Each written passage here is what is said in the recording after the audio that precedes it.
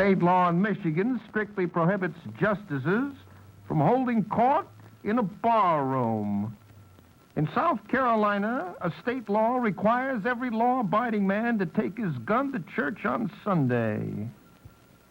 And in Lawrenceville, Pennsylvania, it is illegal to walk down the streets after sundown without carrying a lighted candle.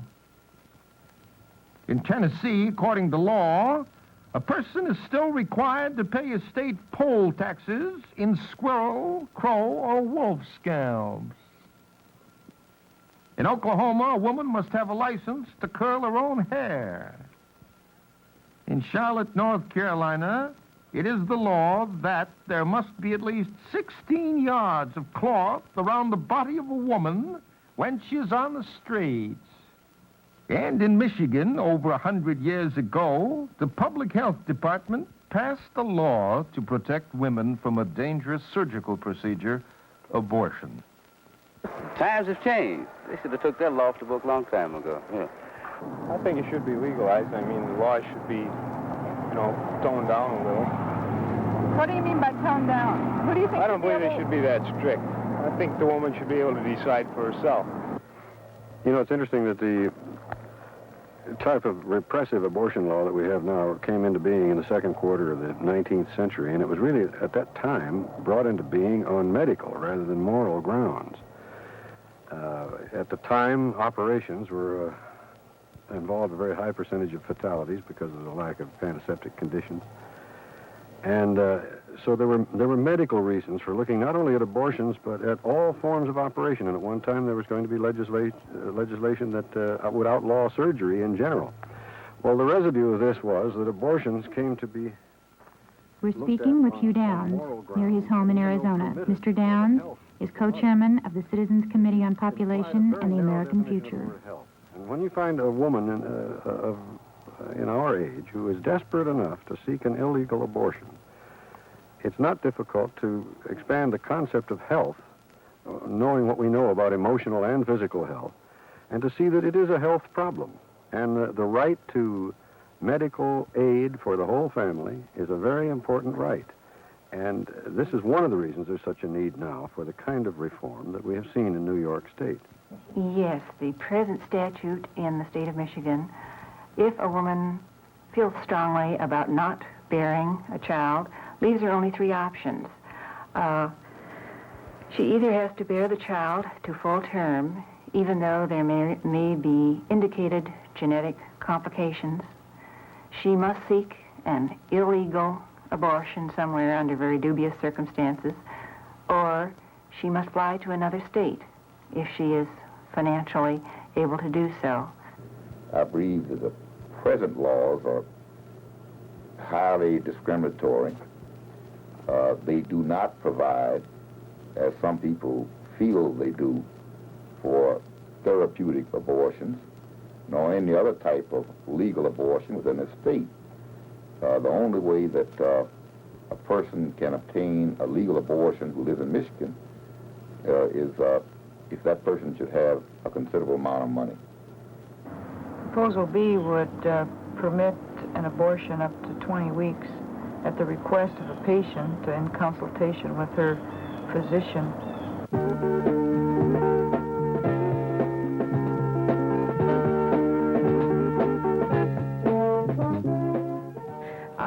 The people initiated their own legislation, which is a right reserved to them in the Michigan Constitution. This happens when people go out and get signatures on petitions in large numbers. Over 300,000 people signed the abortion petition. The petition proposed legislation states that a doctor may perform an abortion at the request of a patient if the period of gestation is not exceeded 20 weeks, and that the procedure should be performed in a licensed hospital or approved facility approved by the Public Health Department. The majority of abortions, where it is legal in states like New York, California, Hawaii, Washington, Oregon, the vast majority are done during the first trimester of pregnancy, when it's safer by far than the later abortion, or even 6 times safer than carrying a pregnancy to term. But there is a need for physicians and women to keep the option open to for a pregnancy to be terminated at 20 weeks or right around that time, maybe a little under that time, because there's a category of women who do not find their way into a physician during the first trimester for a number of reasons. I think this is correct. The number of women who are menstruating late now has increased as well, you see. Oh. And the chances of these women who have a far greater incidence of congenital defects in their kids is going to go up. Mm-hmm. I think it is truly a very cruel thing to bring unwanted children into the world. And if a woman is in great doubt and maybe fear and anguish about having another child, this child surely doesn't have the loving and the safe home that it needs. And it should be made clear, I think, here, the difference between an unwanted and an unplanned child. An unplanned child can be wanted and loved and cared for. But an unwanted child is a tragedy. A woman who has a choice as to when she will have her children, when she's ready, both from the point of view of the child as well as from the woman's point of view, this provides the best opportunity for a healthy environment for both and the best opportunity to really develop the potential of the child to its fullest. A vote for the referendum issue offers a woman the option of being able to have children when she wants them and in an atmosphere in which she is best able to raise them in a healthy manner. Well, I'm 29 and single. I had just come out of a very close relationship that didn't look like it could become permanent. But I became pregnant and had to decide, as much as I want to have children someday, is this the time? And could I do it alone? Because the relationship wasn't going to be a partnership in raising children, and I really had to face up to the facts of how can women raise a child alone and whether I wanted to do that. I really believe it takes two. Partly because of the economics. I really think at the earliest stages of life, the child needs all the attention it can get from the parents, both parents, and I would have had to go on welfare. And I am a teacher, and I enjoy working with children, but I see what all it takes to really make a strong human being. And I just felt that I had to go the other road at this time, which is available, unfortunately, to very few people readily, and that is abortion. Not in my state, however. Does she want an abortion? She wanted one at first. I don't know if she wants one now. I got to talk to her about it. But do you plan to vote for it? Yeah. Do you think she should be able to have one if she wants it? Yeah, if she wanted her prerogative. Would you help her get one? Yeah, if I knew all the right contacts and stuff. People that really need the abortion are the ones that don't have the money to get to New York, either that or don't have the connections to get a safe, illegal abortion. What bothers me about the present laws in this state is that they're discriminatory. They discriminate against some people. They discriminate against people who haven't got money. If you've got money, the law doesn't mean anything. Money takes care of that. The poor have always resorted to abortionists. The neighborhood abortionist, the midwife, the unskilled. And I know from personal experience over the years that many young women's lives have been ruined. Many, in fact, have lost their lives at the hands of unskilled, would-be quacks who perform abortions under unsanitary conditions. A person who feels a need for an abortion is going to attempt to obtain an abortion. And if you have $25, you go to a $25 quack, you're taking your lives in your hands. I've seen too many such cases in my district. And I think that the people in my district know about this too. And for that reason, I think that this referendum will carry in my district in much the same proportion, perhaps even in a greater proportion, than it will in other districts, because the rich are really not uptight. They could already obtain abortion. It's my people, those who do not have money, black and white, who are discriminated against and who have a real need for reform in the law. I think it should be up to the individual whether they want an abortion or not. Oh, I agree with it wholeheartedly. Why do you agree with it so strongly? Because I think primarily some women that can't afford kids and have other differences and things like this should be able to eliminate something that they can't afford. Are you planning your family as you go? Yes, I am. This is the only one I intend to have. You look very happy about being pregnant. I am. I'm 39 years old. I have 3 children. The last child was severely injured at birth. And for this reason, when I became pregnant a 4th time, due to contraceptive failure, my husband and I decided to have an abortion. I don't feel it's my position as a physician to impress my own personal judgment on her situation.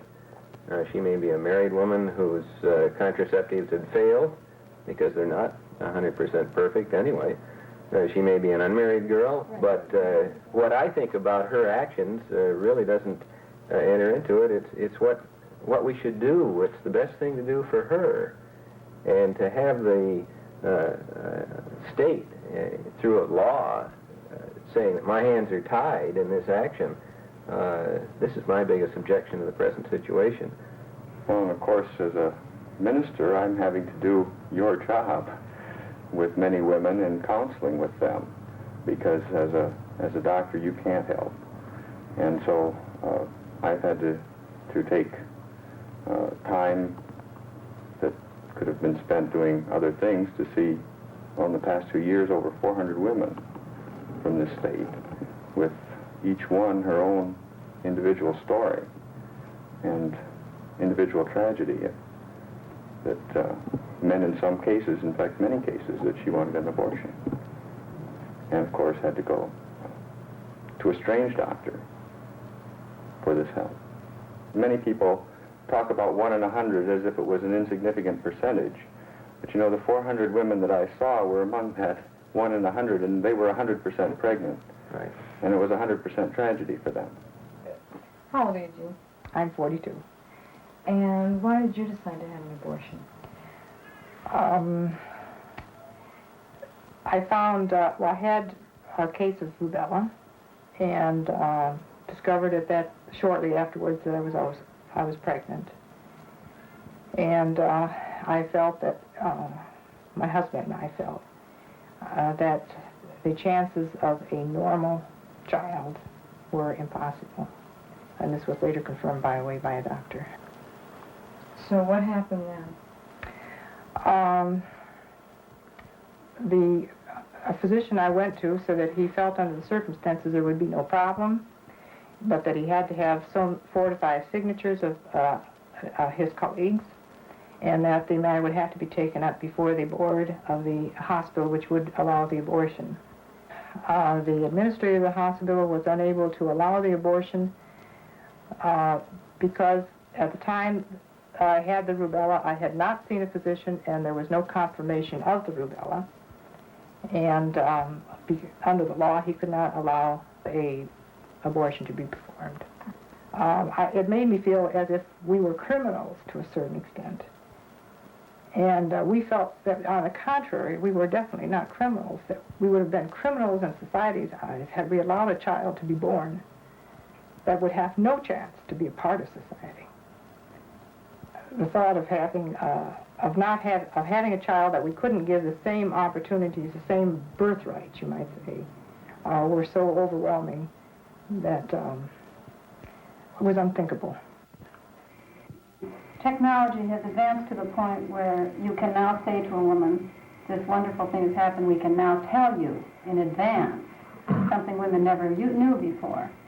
But then once you tell them, then they also would have to be told to be within the law, present law. I'm sorry, but we can't take care of you here in Michigan. You've got to go farther away, out of the state, and leave your family, and pay more money, etc. I think there's something more cruel than that.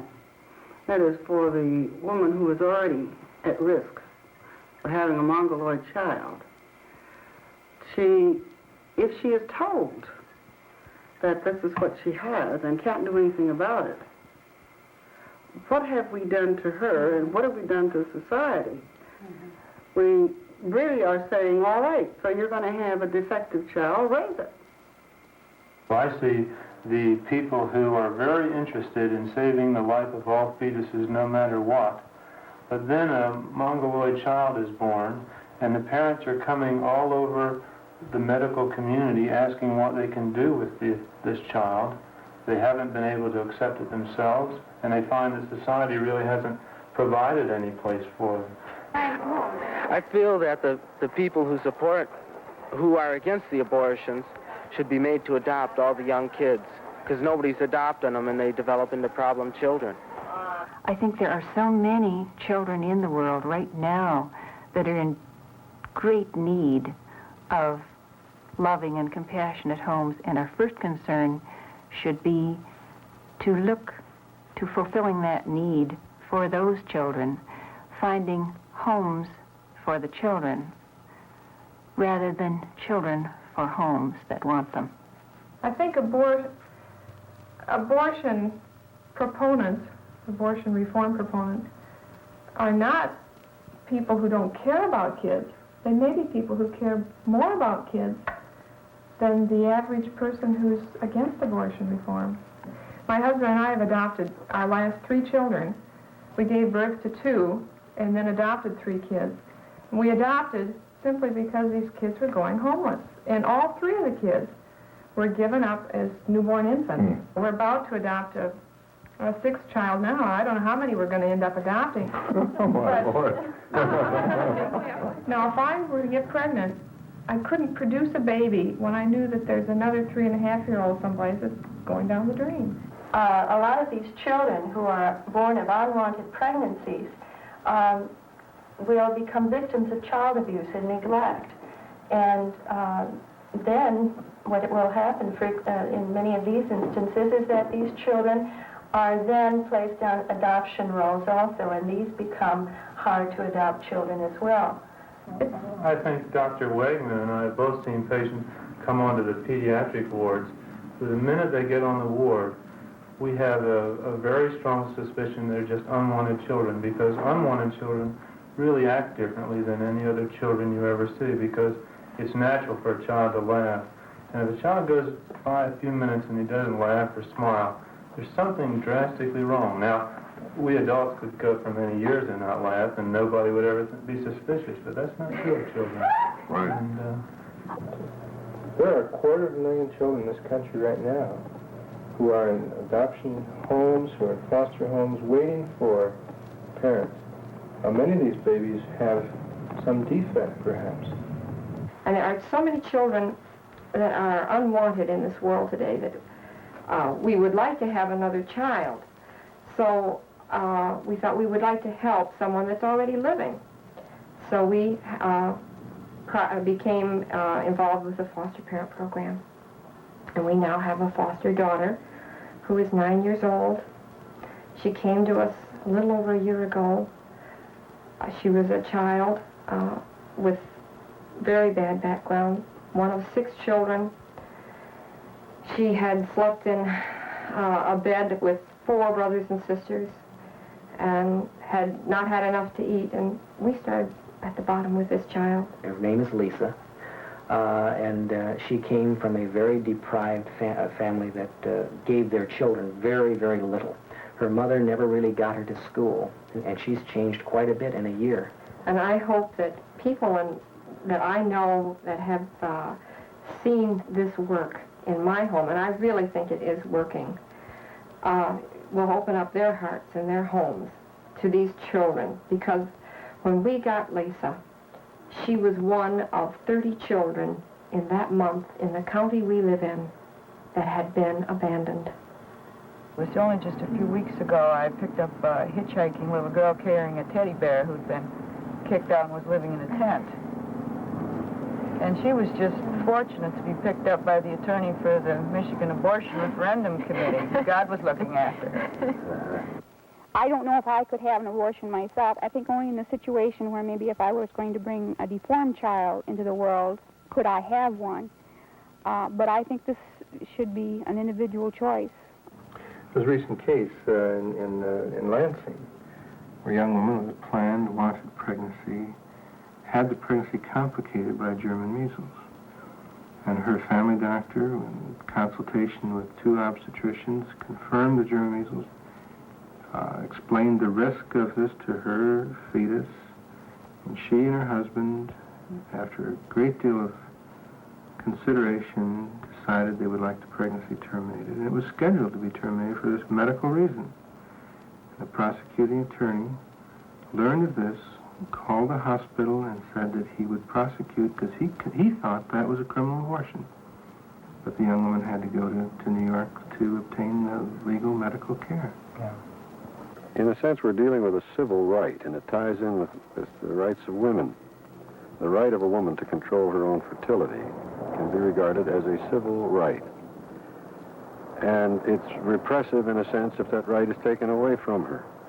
I can't tell you how many women have come in with their daughters, say a 14 or 15-year-old daughter, and after I've seen the daughter and confirmed the pregnancy, the woman sits there and sees the sign that says, vote yes on proposal B, and she says, you know, you never think about this until it hits your family.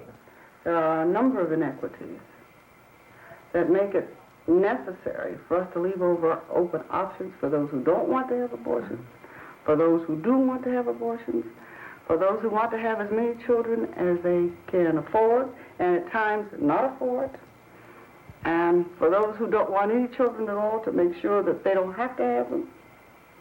I think these are the kinds of concerns. If we're talking about general good health care, these are some of the concerns that go into it. As a physician and as a health professional, it seems to me that this problem of abortion is a medical one, and we prefer to see it in the realm of a doctor-patient relationship. And the well-being of a person depends on very solid emotional and physical conditions, which can be enhanced by access to medical help for the family. This is the right of a family. I feel very strongly and am very hopeful that abortion reform will be achieved in Michigan because I feel that the present abortion laws really discriminate so against women, and they really make pregnancy compulsory. It's not blind optimism or a Pollyanna attitude on my part, I think, that makes me say that we are going in the right direction. I would hope for the future, and I think it's the hope of the Commission and the Citizens Committee now, that people of the United States, state by state and nationally, will have the opportunity that the people in Washington State had to have this brought before them to vote on, as is happening in the state of Michigan. So it would be my hope that the future would be made brighter simply in the way that it has to be made brighter, by understanding and action by the people through the machinery of their governments. As a social worker, many years past experience, and as a mother of 3 children and a foster mother, I couldn't possibly live with myself if I didn't support this proposal. It's terribly important. Proposal B. Well, I think it's a personal opinion, like whatever you want to do with your life, it's entirely up to you. So I really don't see where the government, the state, or anyone should have anything to say about what you do with your body. Well, personally, I'm against it, but as far as law is concerned, I can't believe in having a law against it. It's forcing one man's or a certain group of people's opinion on one person, and it's not fair. Sometimes a person decides they don't want a baby, so you should have that choice. I'm for it. Why are you for it? Well, I think that every woman should have the right to decide if she wants to have a baby or if she doesn't. think she has a right to decide that herself. When someone votes yes for Proposal B, they're not saying that they're going out and have an abortion or that they want one. That's right. They're giving their neighbor the opportunity, if they want an Just abortion, to have a free to choice. have a free choice.